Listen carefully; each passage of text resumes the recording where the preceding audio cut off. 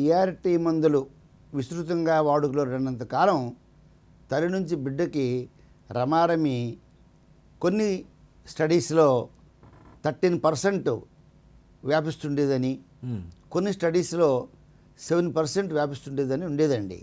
ఎప్పుడైతే భారత ప్రభుత్వం prevention of mother to child transmission అనే ప్రాజెక్టును పెట్టి గర్భిణీ స్త్రీలకు ప్రతి నెల పరీక్ష చేస్తూ పొరపాటున గర్భిణీ స్త్రీ పాజిటివ్ అయి ఆవిడ బిడ్డను ఉంచుకోవాలనుకుంటే వాళ్ళకి 3వ నెల నుంచే ఏఆర్టీ మందులు ఇస్తున్నారు.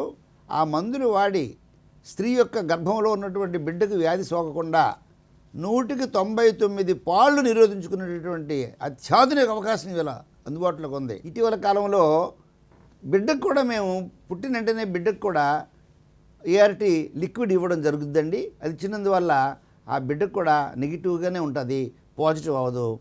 కాబట్టి ఈవేళ వచ్చినటువంటి లేటెస్ట్ టెక్నాలజీని వాడుకోమని నేను సామాన్య ప్రజల్ని కోరుతున్నాను.